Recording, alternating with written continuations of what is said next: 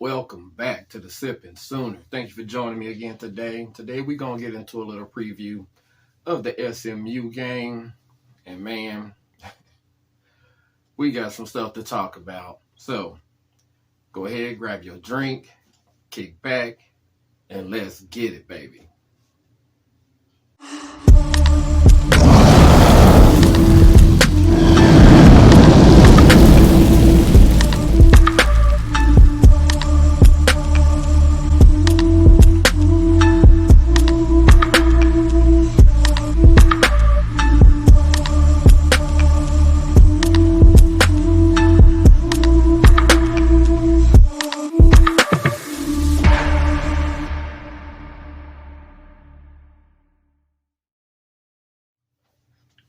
All right, as I was saying, getting ready to get my information and everything together for SMU. And of course, as usual, start coming across people just talking crazy, man. My man JT Sports is at it again. Not only did he have those clowns on his show before, but now he himself has lost his damn mind. I like JT Sports. I really do. I started watching his videos even before I even started doing videos. But this is just crazy, man. So in his mind, he was saying on a scale of 1 to 5, he puts SMU at about a 4 on pulling off the upset Saturday. Once again, that is some of the craziest shit I ever heard in my life. This wasn't supposed to be a trash talking video. I was going to give a straight up preview of the game. But man, he going to make me talk bad about SMU. Come on now. Stop it. So what I did is I had to go in his comment section and let him know my displeasure of his prediction or his want to, his desire. You know what I'm saying? So let me read a little bit of it for you. I just told him, hey, JT, my guy, as I have stated before, I like your videos, but come on, man. I can't take this serious, man. I said, first, you need to stop with all the brainwashing of last year. Let's stop it right there. You know, when you keep hearing these people talk about OU, all they keep talking about is last year. It's like everybody fucking forgot about the 20 years before that. You know, none of that matter. Only thing that matters is last year. That shit is just absolutely ridiculous. That you can have one really bad down year and all of a sudden everybody can beat you. I heard a fool talking about Tulsa's gonna beat us. Man, have you lost your damn mind? Come on now. Let's continue. I said you would think Oklahoma hasn't been Oklahoma at any point in time. So once again, this is the program that has carried this entire league since its inception. Okay? Yeah, you had Texas win one. Who else won one? Kansas State. But I mean, over the history since they, made the damn Big 12, OU has been the program. Anybody denying that or saying anything outside of that is discredited and should not be taken seriously. Come on now. That's like saying, oh, Georgia has carried the SEC. No, sir. They have the last 2 years, but they got a whole lot of carrying to do before they catch up to Alabama, okay? So stop that shit. Now, let's get back to it. I know that some of you people out there have waited years to be able to doubt us and are piling it on. Hell, even some people are using it for clicks, and we know who those people are. I said, think about what you're saying. At no position on that field Saturday is SMU going to be better than OU. Am I saying that SMU couldn't beat OU on any given Saturday? No, I'm not. But you got to be out of your damn mind to put your prediction at basically 90%. Come on now, bro. I said, and that's facts. That's not me being a homer either. Quarterback, running back, wide receiver, O-line, defensive line, linebackers, and secondary. OU is better in all of those areas. Not to mention coaching. Because another thing that a lot of people don't realize thinking about this game is that Rhett Lashley, when he was at Miami, got his ass choked out by BV's defense. He did. So Brent is very familiar with his offense. And on top of that, we know Brent don't forget shit. So, good luck with that. Is SMU going to have some success? Yeah, they might get, 14, even 21 points. But best believe they ain't stopping OU under any circumstance. So, good luck with that, bro. So, and I went on to say, but somehow you're going to put your faith at an upset at 4 out of 5. I said, just stop that shit. Next week, you'll be the same person telling us how Tulsa's going to beat us. And that's what I'm saying. You heard it, already. We ain't finna get any credit for anything that we do. Just like I said, that's why it takes Oklahoma fans will tell you that, yeah, Arkansas State was Arkansas State. But I went back and watched the Louisiana Tech game that SMU just played. And I'm telling you right now, Arkansas State, if they ain't going to beat Louisiana Tech, they damn sure would at least equal them. Louisiana Tech, man, that was some sad shit that I seen out there. They brought in the Boise State quarterback from back yonder. Once again, I just illustrated this in my last video. If he was the quarterback and he was any good, why isn't he still at Boise State? My point, exactly. His ass transferred. Props off to him to going to Louisiana Tech. But man, they can't run. He didn't have no protection. And we're going to get into the breakdown here in a minute, but it was just absolutely pathetic what Louisiana Tech trotted out there with the other day. And we should have seen that coming. First week of the season, week 0, they played against Florida International. Guess what? Florida International had a 14-0 lead in that game, which was the first sign that Louisiana Tech wasn't any good. They was able to come back and pull off the win, but really? Come on, man. Stop with the bullshit, man. Stop with it. So anyway, we're going to go ahead and get into this breakdown. And let's start off with SMU's offense. At quarterback, they got Preston Stone. Preston Stone been backing up Mordecai. We know Tanner Mordecai, former OU quarterback, got his ass up out of here, went to SMU, had some success there, and I was happy for Tanner. Now he's at Wisconsin trying to lead them. So Preston Stone was highly recruited coming out of high school, like a lot of these quarterbacks. Being highly recruited out of high school is only half of the equation, though. You still have to develop. I mean, there are such things as bust. We covered some quarterbacks in my last video who unfortunately never reached their potential or ceiling. So I'm not saying that he ain't, but I promise you one thing, Saturday won't be it either. So,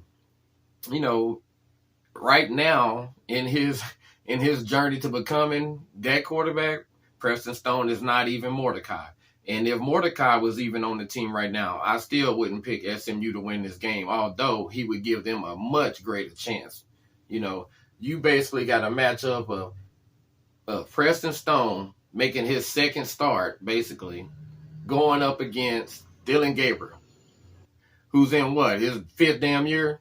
Come on, man. Just cut it out. That's not even a close competition.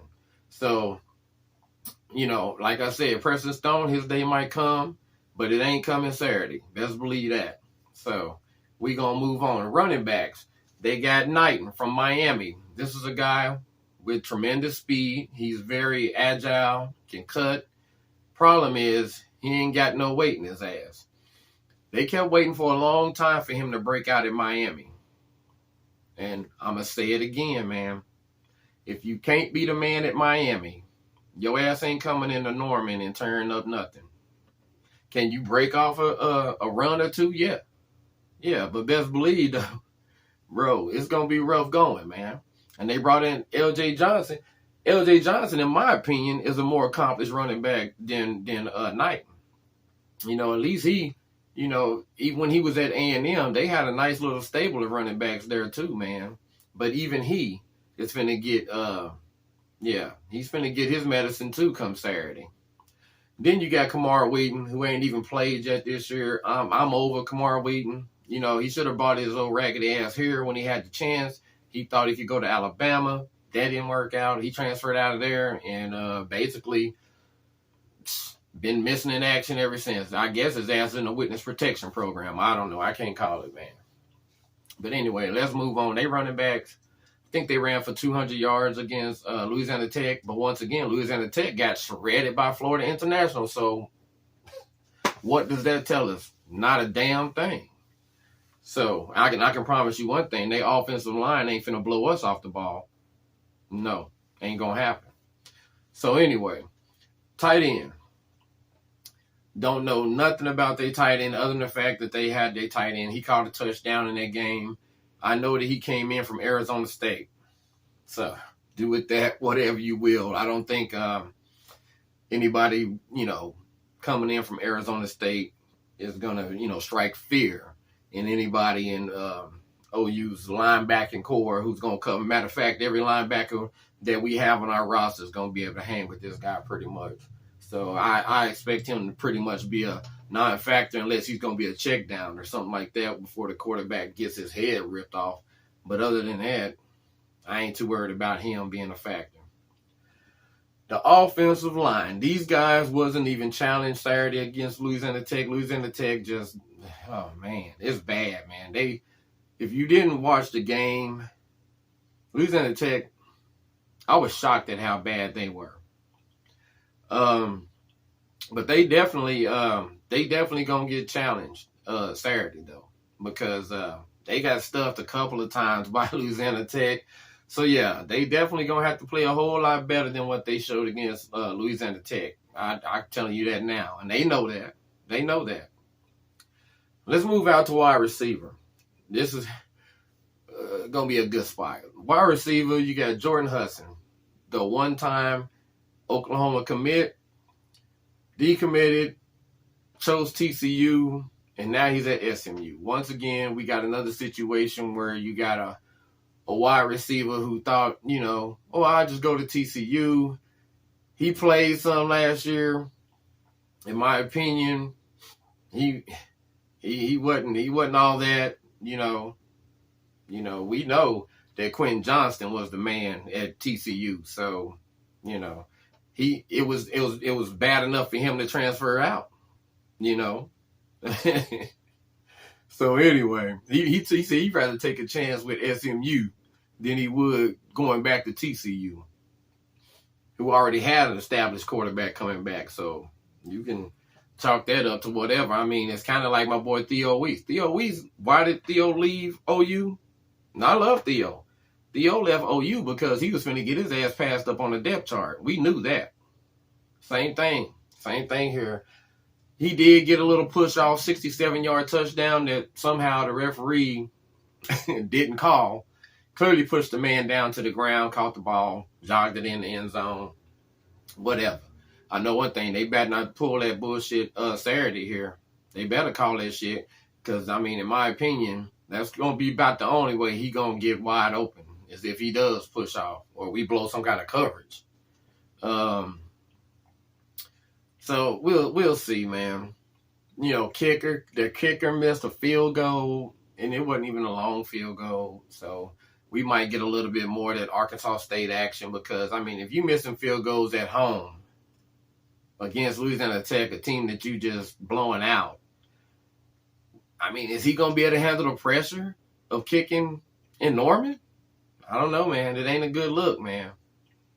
So basically, at the end of the day, I might have even gave SMU more credit than I should have, even in the preseason, man. Because, I figured, they still going to be explosive, offensively. But after watching them, I don't know, man. I don't know.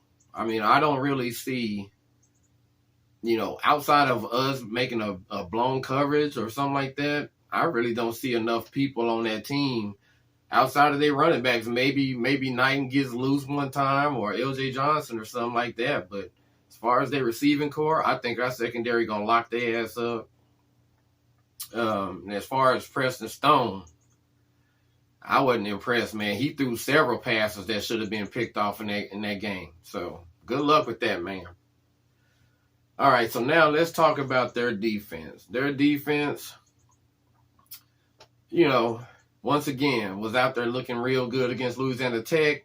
Problem is Louisiana Tech had a right tackle in the game. with a damn cast on his right hand. So my man couldn't even block with his right hand to keep the defensive end from coming around the corner on him. So they gave up way too many sacks to his defense. Our old friend Corey Roberson is there. Had an actual pick six that was a batted ball in there, fell in his hands. He ran it in the end zone. I'm kind of disappointed with him that he didn't tell his teammates what's about to happen to them Saturday. And I know he wants to give them hope, keep their confidence up, let them know that, hey, man. But, I mean, dude, just be truthful with them. Tell them, hey, man, when we go in there, bro, it's gonna be a whole different monster that we finna be facing. And that's true. Better believe that. Our offensive line, we all think they gonna be, way better than they been the last couple of years. So with that being said, those guys, they gonna have a long, long day. Best believe, man. Woo. But anyway, Corey Roberson, I'm happy for him. He's reunited with Thibodeau. And I'm glad that he, got a chance to get a shine on the other day. I like him. And like I said, when you see these former OU players, man, that done gave their blood, sweat, and tears for this university, man, I wish nothing but the best for those guys until they step their ass back in Norman. You come back to Norman, man, you got to get your ass whooped for that day. We'll shake hands after the game. And another thing, Louisiana Tech's wide receiver Smoke Harris, he didn't have no help, man, out there. He was the only one. And he was out there getting murdered, man. That's what I don't understand about some of these people, man. You don't have one receiver that you need to worry about this week, SMU. We got a damn battalion of wide receivers and running backs, tight ends that you need to be worried about. I don't think y'all gonna have enough pieces to cover everybody. And that's therein lies the damn problem. So yeah, I mean, matter of fact, I think Smoke ended up getting hurt. That's how much dude kept throwing to him and only him. That ain't gonna happen, man. Saturday. Ooh-wee. It's gonna be bad, man. If OU, if we don't score, I would say somewhere in the neighborhood of high 40s, low 50s, I'm going to be a little disappointed, man, because there is no way that SMU's defense is going to be able to slow us down unless we just go out there and make mistakes ourselves, kind of like Clemson did, fumbling the ball twice inside the 10. What the fuck was that, by the way? Anyway. So at the end of the day, I think we 16.5 point favorites. If I was a bet man, I definitely would take that. There's a good chance that it'll be well over that by halftime. So, yeah, man. I don't see. I think, like I said, I think I was giving them a little bit too many props, man, in the preseason. I just really don't see how they gonna. Because we know even if it turned into a shootout, whose defense are you gonna hang your hat on to stop the other one first? I mean, come on, man. So anyway, if you one of these SMU people out here, thinking that, y'all got a real legit chance to come in here and pull an upset, I'm here to tell you, man, I think those days of Lincoln Riley playing down to the competition is going to be over, man. I don't think Brent is ever going to allow that shit to happen. Especially with the competitive depth that we have, or so far that we have. Man, like I said, with that, when we roll in that third wave, and they realize that our third wave is starters at SMU, it's just going to be all bad, man. But to all the doubters, though, like I said, man, I know that y'all been just waiting and yearning for the opportunity to talk shit about Oklahoma. That includes people in this conference that have been getting dicked down for years. That includes fans of teams that ain't never done anything. Fans of Indiana, fans of shit, you name the shitty team. Those fans are coming out the woodworks, and it's like, wait a minute, whoa. Your team hasn't had a winning record in how long? Or done anything. Not even sniffed your own conference damn championship. But yet, you all in on us getting our ass kicked again this year. That's why I'm going to take so much pleasure in watching a whole lot of people eat that shit sandwich this year. I sure am. But anyway, this shit giving me a headache. I'm finna get my ass up out of here. We will cover the spread easily. So, sipping sooner. And I'm out this bitch. Peace.